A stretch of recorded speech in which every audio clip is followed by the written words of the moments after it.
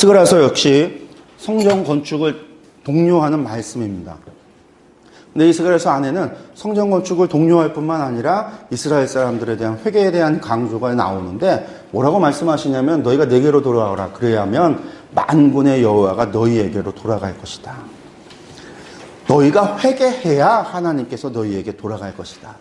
너희가 회개해야 돌아갈 것이다. 라고 하시는 말씀을 하고 있습니다. 스가랴서는 학개보다 2달 뒤에 활동을 했기 때문에 학개가 먼저고 스가랴가 다음입니다. 마찬가지로 4장과 5장 사이에 위치합니다. 히브리어로는요, 제카랴라고 하는데 여호와께서 계약하셨다, 여호와께서 기억하셨다라는 의미를 갖습니다. 이름도 선지자 스가랴인데 제사장 가문으로서 이또의 손자 베레갸의 아들이라고 하고 있습니다. 학개와 동시대를 살았고요. 스가랴는 같은 해 8월에 예언을 시작을 합니다. 다리오 왕 2년 8월에 예언을 시작을 합니다. 근데 배경이 전반부하고 후반부하고 달라지는데 전반부 1장에서 8장까지는 다리오 왕 2년의 때입니다. 그러니까 성전 건축을 독려하는 말씀이 되겠죠. 1장부터 8장까지는요. 후반부는요. 9장부터 14장까지는요. 성전이 재건된 후에 34년 가까이 지나고 난 후에 다리오 왕이 죽고 아하수에로가 왕이 되어졌었던 에스더가 왕후가 되어지는 그 초기에 그때쯤에 되어지는 때가 이 9장에서 14장까지의 배경이 됩니다.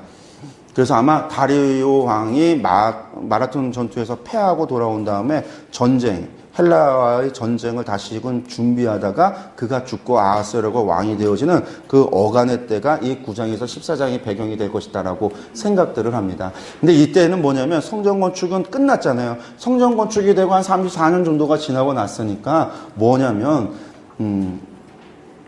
아직 국가가 재건이 이루어지진 않았어요. 성전만 지어졌지 나라가 되진 않은 거죠.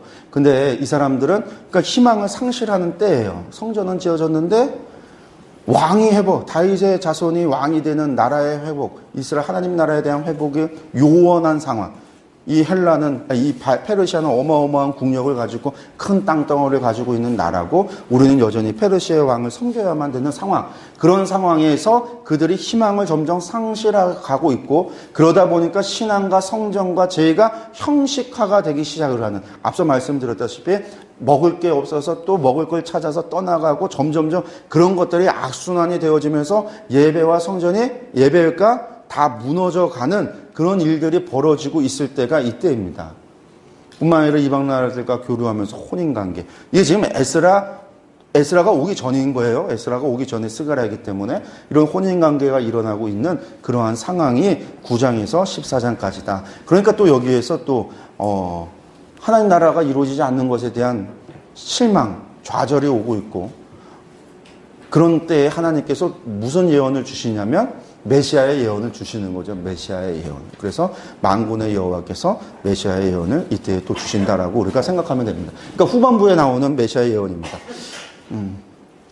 기록 연대는 전반부는 다리오 왕 2년 때 있어지는 거고 후반부는 한 480년경에 기록하고 있다라고 보시면 되겠습니다. 기록 목적 전반부는 성전 건축을 독려하는 것이 성전 목적이다라고 여러분들 기억을 하시면 되겠고요. 후반부는 메시아에 관한 예언을 기록함으로 말미암아 메시아 왕국에 대한 승리와 영광을 희망을 주고자 소망을 주고자 하는 메시지다라고 생각하시면 되겠습니다. 전체 보기 보시면요. 전체 보기가 좀 복잡해요. 스가랴가 14장으로 되어져 있는데 뭔 놈의 전체 보기가 이렇게 복잡한지 14장밖에 안 되는 게 왜 그러냐면 8개의 환상을 작게 보기로 다 해놨기 때문에 그렇습니다.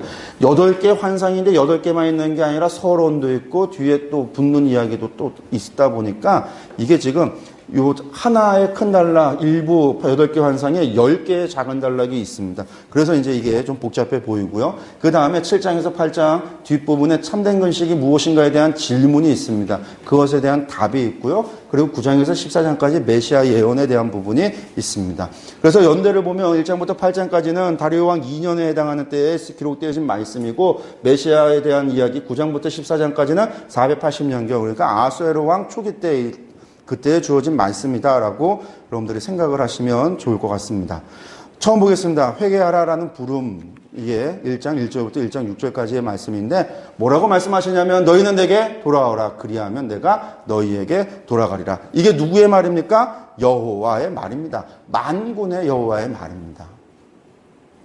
신명기 4장 29절에서 30절 31절 넘어가는 그 신명기에서 마지막 결론부의 이야기가 뭐냐면 너희가 포로로 잡혀가는 그때 거기서 너희가 진실로 하나님을 찾고 또 찾으면 하나님께서 뭐 해주신다고 그러시냐면 만나 주시리라. 하나님께서 회복시켜 주시리라. 이 신명기 4장이 이 설교가 이것이 이스라엘에게 있어서는 아주 큰 영향, 그들의 역사 가운데 가장 많은 영향을 주었던 말씀입니다. 왜냐하면 선지자의 메시지가 다 그 말씀이었고 그들이 포로로 잡혀갔을 때에도 그것을 붙잡았고 그들이 찾고 또 하나님을 진심으로 찾을 때 하나님이 우리를 회복시켜 주실 것이다라고 하는 믿음을 이 말씀을 붙잡고 그들이 하나님 앞에 나아갔었던 거거든요. 근데 이 스가랴는 동일한 메시지예요. 동일한 메시지. 너희가 내게로 돌아오면 하나님께서 돌아가리라. 내가 너희와 함께 하겠다. 그러니까 에스겔서에서 하나님께서 성전을 떠나셨습니다. 떠나셨던 하나님의 영광이 마치 이가봇이라 사무엘 엘리의 손자였던 비느하스의 아내가 아이를 낳으면서 하나님의 영광이 떠났다고 이가봇이라고 했는데 이처럼 하나님의 영광이 예루살렘 성전에서 하나님의 이름을 두시겠다고 했던 그 성전에서 떠나갔을 때에 하나님이 언제 돌아올 것인가, 우리에게로 다시 돌아올 것인가, 우리의 하나님이 되어 주실 것인가, 나는 너희의 하나님이 되고 너희는 나의 백성이 되리라. 그래서 하나님께서 그들 가운데 임재하시는, 성전 가운데 임재하시는, 속죄소 가운데 임재하시는 하나님이 우리 가운데 거하신다라고 하는 이 약속이 언제 회복될 것인가 라고 하는 것이 포로 후기에 이스라엘 사람들의 소망이고 기도의 제목이었고 이것을 통해서만이 우리가 죄를 용서받았고 하나님 앞에 백성이 되어졌다라고 하는, 왜냐하면 지금은 땅도 없죠, 나라도 없죠, 왕도 없죠. 그런데 우리가 하나님의 백성이라고 주장할 수 있는 거라고는 단 한 가지, 다윗의 언약 한 가지를 가졌던 것이고 말씀한 대로 성전을 지었다라는 거 한 가지인 것이고 그 성전에서 하나님을 예배한다라는 거 그 한 가지예요. 그러면 이것이 하나님 앞에 받아들여졌다라고 하는 증거는 하나님께서 성전에 다시 돌아오셔야만 되는 거예요. 하나님이 오셔서 예배 가운데 자정하셔 임재하셔서 그 예배를 받으시고 그들을 받아주셔야 그들이 하나님의 백성으로서 확신을 가지고 우리가 용서받았고 우리가 하나님의 백성이다라고 하는 것이 되어지는데 지금 되어지는 하나님의 임재가 오지 않는 거죠. 근데 그거에 대해서 스가랴의 말은 뭐냐면 너희가 내게로 돌아와야, 너희가 내게로 돌아와야, 너희가 전심으로 돌아와야, 너희가 전심으로 회개하고 하나님 앞에 회개하고 나와야 하나님께서 온다라는 거예요. 돌아온다라는 거예요. 하나님의 영광이 다시금 너희에게로 온다라는 거예요. 이게 스가랴가 말하고 있는 메시지입니다.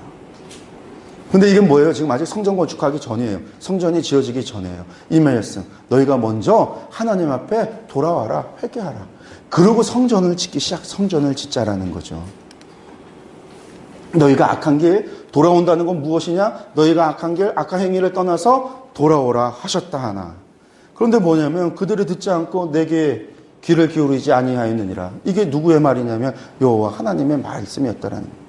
그리고 나서 이제 1장 7절부터 시작해서 8가지 환상이 진행이 됩니다. 이 8가지 환상을 보시면 재미있는 게 스가랴서도 구약의 묵시문학 가운데 하나라고 이야기를 합니다. 구약의 묵시문학이 에스겔, 다니엘, 스가랴를 이야기합니다.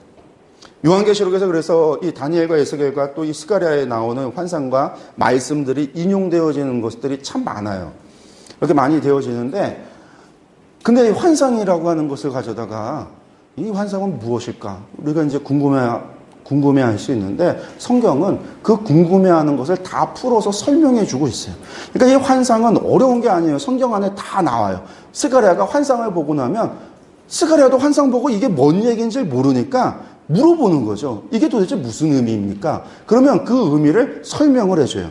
그러면 환상은 문제가 해결이 됐어요, 안 됐어요? 해결된 거죠. 성경에 다 풀이가 되어져 있으니까 이걸 가져다가 이 환상을 알레고리적으로 상징적으로 이상하게 말을 하면서 결국은 이것이 누구다라고 한다면 그게 뭐냐면 이단인 거예요. 성경의 환상은 대부분 설명해 놨습니다. 다니엘서에서도 환상을 설명해 놨습니다. 에스겔의 환상도 설명하셨습니다. 비유도 예수님께서 설명하셨습니다. 계시록에 가면 환상을 설명해 놨습니다. 설명했어요. 설명이 다 되어 있어요.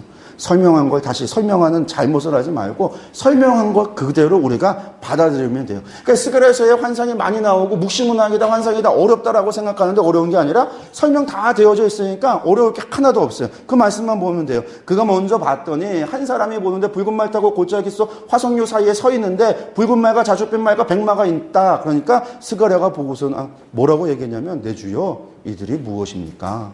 무엇입니까? 그러니까 천사가 뭐라고 얘기했냐면 이는 여호와께서 땅에 두루 다니라고 보내신 자들이라. 뭐겠어요? 하나님께서 부리는 하나님의 사자요 천사들 그런 사람들인 건데 환상으로는 붉은 말 탄 사람으로 본 거였죠.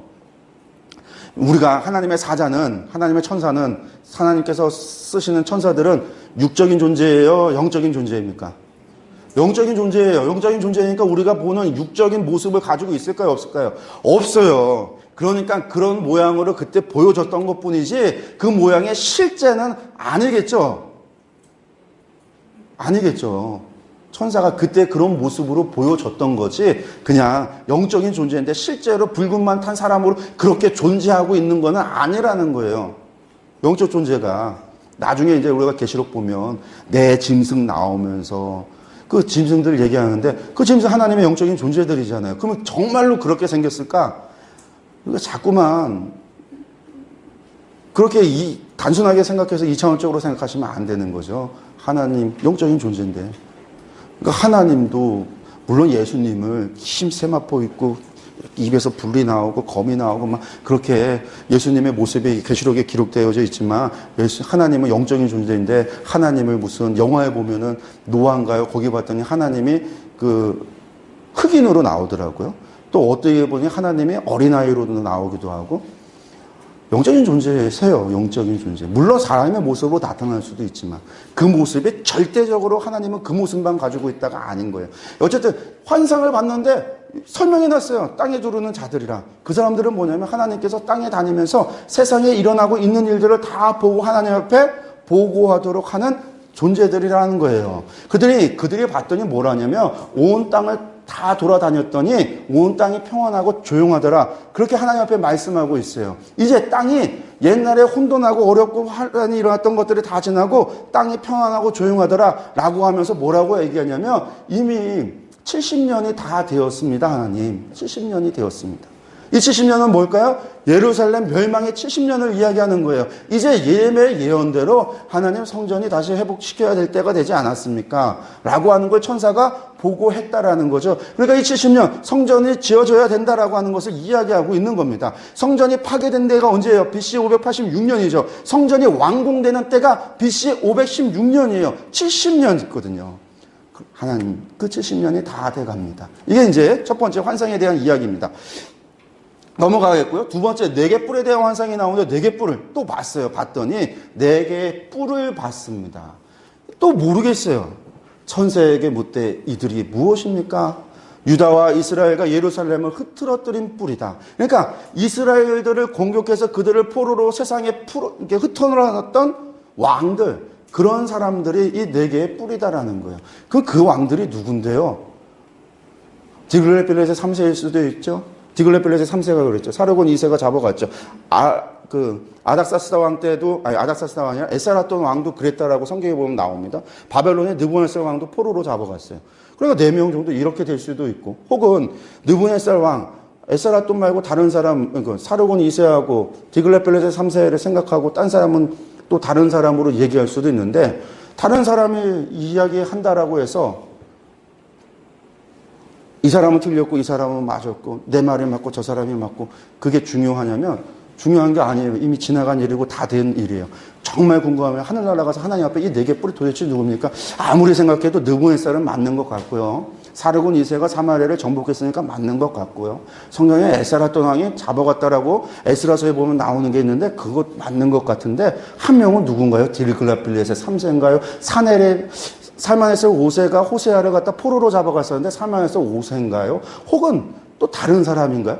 이게 긴가민가한데 물어볼 수 있어요. 이 문제 가지고 싸울 게 아니라 물어봤더니 뭐냐면 그런 사람들이었다고 하는 건데 하나님께서 대장장이 4명을 보내서 뭐 하냐면 이것들을 다 뿔을 들어서 이랬다는 것들을 이 사람들을 다 뭐 하냐면 대장장이를 보내서 그 뿔들을 갖다가 부수겠다라는 거예요. 유다 땅을 흩으려 여러 나라의 뿔들을 떨어뜨리려 하느니라. 대제사장을 통해서 그들을 뭐 하겠다는 얘기냐면 심판하겠다라는 의미예요. 심판하셨어요. 그래서 아수르도 멸망했죠. 바벨론도 멸망했죠. 바사도 페르시아도 멸망했어요. 그거면 된 거예요. 그죠? 됐죠? 이게 넷불 환상에 대한 이야기입니다. 세 번째, 칙령줄 환상입니다. 봤더니 누구를 봐 한 사람이 칙령줄을 잡고 있는 걸 봤습니다. 그러니까 또 내가 물어봤어요. 뭐 하는 사람이냐 했더니 이 사람이 예루살렘을 측량한대요. 측량은 뭐 할 때 하냐면 건축할 때 측량을 하세요. 하나님이 성전이 건축할 때가 됐다라는 거예요. 그래서 하나님께서 성전 건축에 대한 예루살렘 성전이 건축되어질 것이다라고 하는 말을 하고 있다라고 하는 것 여러분들 보셨으면 좋겠고요. 네 번째 환상은 대제사장 여호수아의 환상인데 봤더니 사단이 참소해서 여호수아 제사장을 갖다가 참소해서 재판을 쓰게 만들었다는 거예요. 죄가 있다라고 참소했다라는 거예요. 검사가 돼서 유죄를 갖다가 주장하고 있다라는 거예요. 그랬는데 하나님께서 어떻게 하셨냐면 더러운 옷을 벗기고는 여호수아에게 죄악을 제거하고 아름다운 옷을 입혔다라는 거죠. 이 이야기는 여호수아가 잘못한 것이 있는 것 맞아요. 사람들이 쑥덕거리죠. 사람들이 말하는 것처럼 대제사장 여호수아가 잘못한 것이 있을지 모르지만 하나님께서 그의 죄를 용서해 주셨고 그에게 아름다운 옷을 입혔다. 그 얘기는 그를 영화롭게 했다. 제사장으로서의 그의 지위를 인정해 줬고 그로 하여금 성전 건축이 이루어질 것이다 라고 하는 것을 다시금 인정해 주셨다라는 환상입니다. 넘어가겠습니다. 그 다음에 등잔대와 감람나무 환상이 네 번째가 나온 4장에서 있어지는데 이것이 다섯 번째 환상입니다. 등잔대, 순금 등잔대를 보고 있습니다. 그 곁에는 뭐가 있냐면 두 감람나무가 있는데 이 기름이 이 두 감람나무에서 나와서 등잔대에서 불이 계속 있어지는 거예요. 그걸 봤더니 이게 도대체 무슨 말입니까? 라고 했더니 만군의 여호와께서 말씀하시기를 뭐라고 이야기했냐면 이는 힘으로 되지 않고 능력으로 되지 않고 오직 나의 영으로 된다. 하나님의 영으로 된다라고 말씀하셨어요. 여러분들 성전 건축이 나중에 에스라서 이야기했지만 누구에 의해서 지어졌습니까? 이스라엘 사람들의 제물로 되어진 것이 아니잖아요. 다리오 왕의 조서에 의해서 그 사람들이 바사의 사람들이 제물을 드리고 예물을 드리고 헌금을 해서 지어진 거예요. 하나님의 영으로 하나님께서 하시는 일이라는 거. 나중에 이게 계시록에 보면 두 증인의 사역에 나올 때 두 증인이 이 스가랴서의 예언 가지고 이것을 인용해서 나오는 말씀이 있습니다. 그때에도 다른 것이 아니라 두 증인은 하나님의 영으로 말미암아 그 일을 한다라는 거예요. 사람의 힘과 능으로 하는 것이 아니라 성령의 감동으로 한다라는 거예요. 예수님께서 말씀하셨던 것처럼 사도행전에서 이루어졌던 것처럼 하나님의 성령의 권능을 받아서 이루어지는 일이라는 거예요. 넘어가겠습니다. 날아가는 두루마리 환상이 5장 1절에서 5장 4절까지 여섯 번째 환상으로 납니다. 눈을 들어봤더니 날아가는 두루마리가 있는데 또 내가 무엇을 보느냐 하기로 내가 대답하되 봤습니다. 이걸 봤습니다. 라고 이야기를 하는 거죠. 그랬더니 뭐라고 얘기냐면 이것은 온 땅에 내리는 저주라. 도둑질하는 자는 이쪽 글대로 끊어지고 맹세하는 자는 그쪽 글대로 끊어지리라. 하나님께서 두루마리에 말씀하신 대로 이 땅에 악을 심판하실 것이다. 죄를 심판하실 것이다 라는 말씀을 하는 환상을 보여주십니다. 그러니까 뭐 하겠어요? 회개하고 하나님께로 돌아오라. 스가랴의 예언처럼 돌아오라는 얘기. 여기 같이 생각을 하시면 좋겠고요.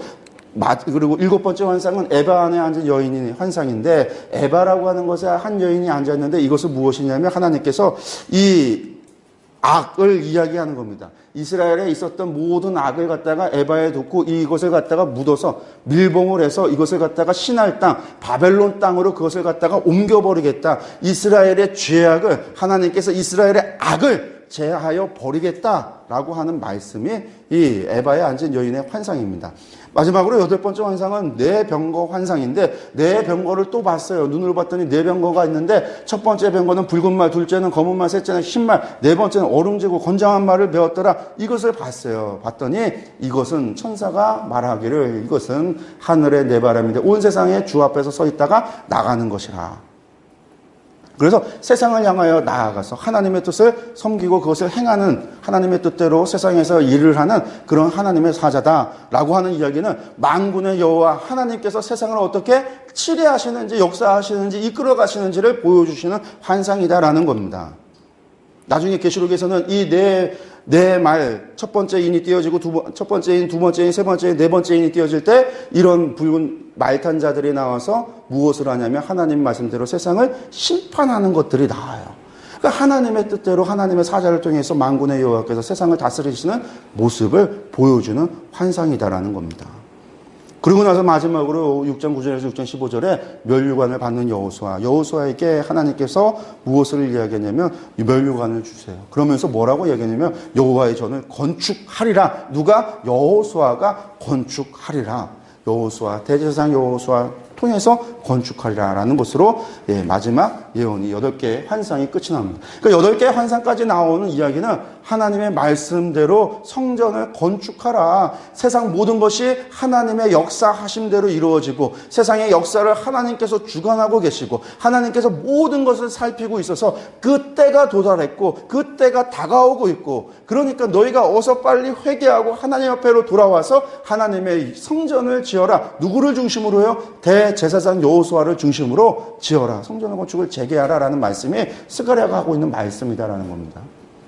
그러고 났더니 7장에서 8장에서 참된 금식에 대한 질문을 하는데 금식에 대한 질문을 7장에서 처음 이야기를 합니다. 뭐라고 질문을 하냐면 이 사람들이 여러 해 동안 금식을 해왔어요. 여러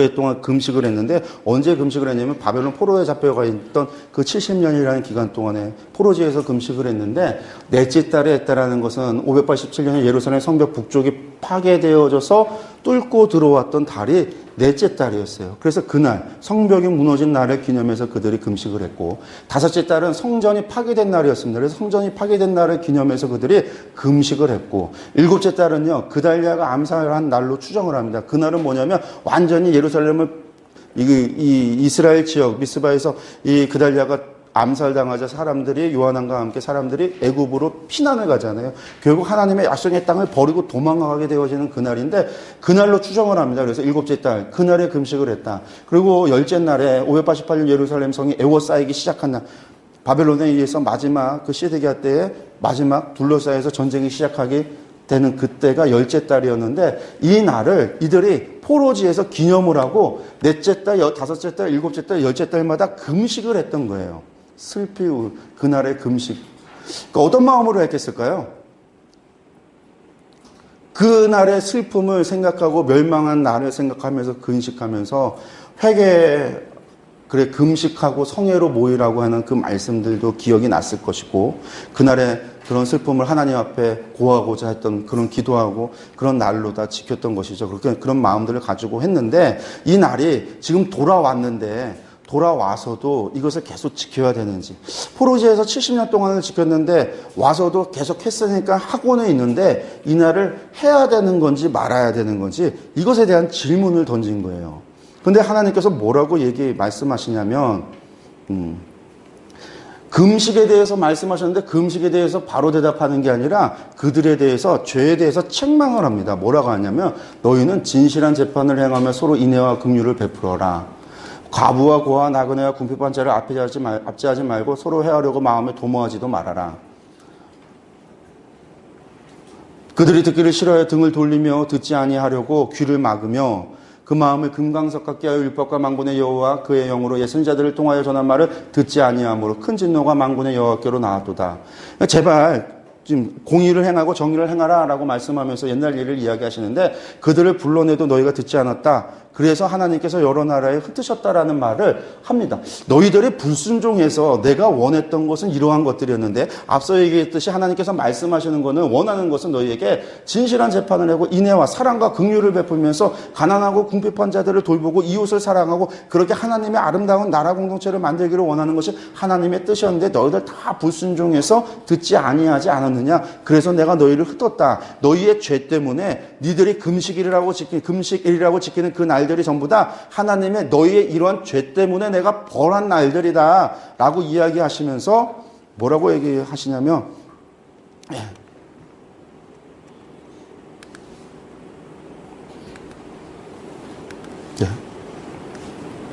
뭐라고 말씀하시면 이것이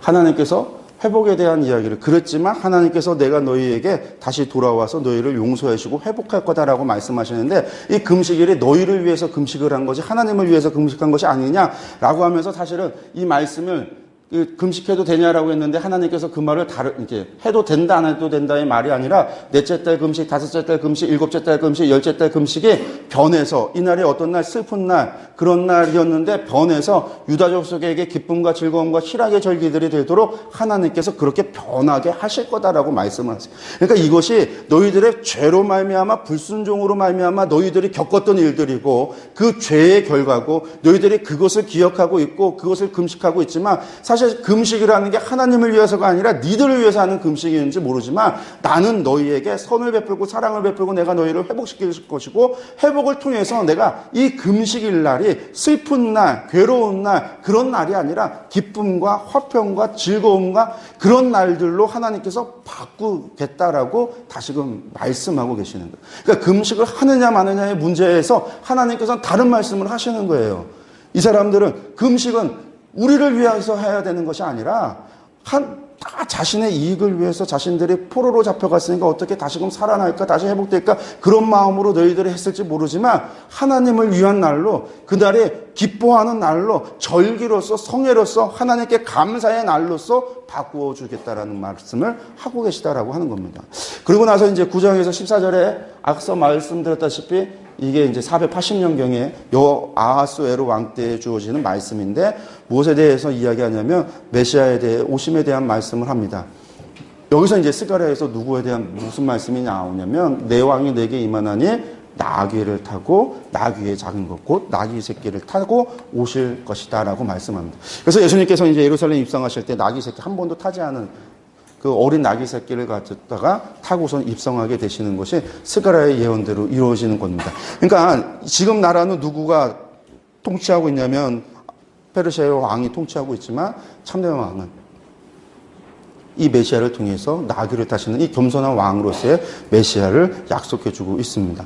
그리고 나서 근데 이 메시아는 배척을 받습니다. 여기 보면 은 30에 30개를 달아서 내 품삯을 삼는다라고 이야기하고 은 30개를 여호와의 전에 토기장에 던지게 된다라고 말하는데 마태복음 27장 보면 유다가 예수님을 얼마에 팔죠? 은 30에 팔고 나서 그가 후회하고 나서 대제사장에게 돌려주고 물으려고 하니까 안 된다 그러니까 성전에 가서 은 30냥을 성전에서 던져놓고 스스로 가서 목매어 죽게 됩니다. 이것이 이제 예수님께서 메시아가 당할 고난에 대한 예언으로 배척을 받게 될 것이다라는 예언을 함께 하고 있습니다.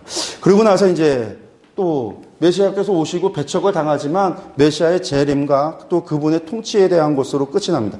그렇게 죽고 끝나면 안 되는 거죠. 희망과 메시지가 소망의 메시지가 아니죠. 하나님께서 주시는 것은 지금 그들이 겪고 있는 그 상황 속에서 그래서 이스라엘의 구원에 대한 약속을 해주시고 그리고 메시아가 통치할 것에 대한 것을 12장 그리고 14장에 걸쳐서 말씀해주고 계십니다. 그래서 메시아가 오게 되면 그날에 다윗의 족속과 예루살렘 주민을 위해서 더러움을 씻는 셈이 열리게 될 것이고 그날에 여호와가 말씀하시기를 내가 우상의 이름을 이 땅에서 끊어서 기억도 못하게 할 것이고 거짓 선지자와 더러운 귀신도 이 땅에서 떠나가게 할 것이다. 이스라엘을 그렇게 구원하실 것이다. 그리고 나서 이제 마지막 메시아 여호와께서 친히 왕이 되시리니 만군의 여호와께서 친히 왕이 되시리니 그날에는 여호와께서 홀로 한 분이실 것이고 그의 이름이 홀로 하나이실 것이라. 그래서 그날에는 말 방울에까지 여호와께 성결이라. 왜 여호와께 성결이에요? 하나님이 다스리시는 그 나라는 성결한 나라, 거룩한 백성. 성결이 거룩이에요. 그래서 말 방울까지도 다 성결이라 여호와께 성결이라 모든 것이 하나님 앞에 거룩, 구별된 하나님의 나라가 이루어질 것이다라고 하는 것으로 이제 끝이 나는 겁니다. 하나님께서 우리의 만군의 여호와께서 참된 친히 우리를 다스리시는 왕이 되어주신다라고 하는 것으로 끝이 납니다.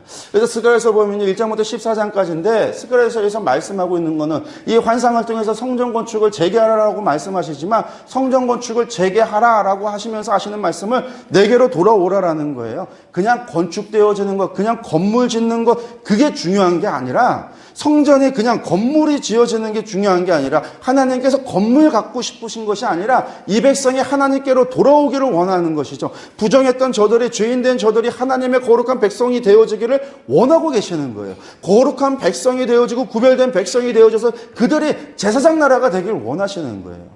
그래서 그들로 하여금 내게로 돌아오라. 그들로 하여금 하나님께서 하나님의 성전을 짓고 그 성전을 통하여서 하나님께서 그들과 함께 돌아오시니까, 그들과 함께 하시니까 하나님께서 돌아오시는데 그 돌아오시는 그분이 메시아다라는 것이고, 그 메시아는 세상의 왕 같은 그분이 아니라 겸손한 왕으로 나귀를 타고 오시는 그분으로 오시지만 너희가 배척을 하는.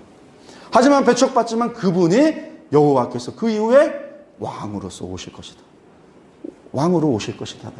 그날에 온갖 악과 우상과 거짓산들을 패하고 하나님께서 통치하시다. 말 방울에까지 여호와께 성결이라 거룩한 하나님의 나라가 회복이 될 것이다 라고 하는 것이 스가랴서의 끝이에요. 그것이 이제 마지막 주님의 재림과 다시 오실 새하늘과 새 땅에 대한 예언으로서 끝이 나는 것이 스가랴서입니다. 그래서 스가랴서 내게로 돌아오라. 모든 것의 전제는 내게로 돌아오라. 내가 돌아와야 하나님께서 우리에게로 돌아오신다.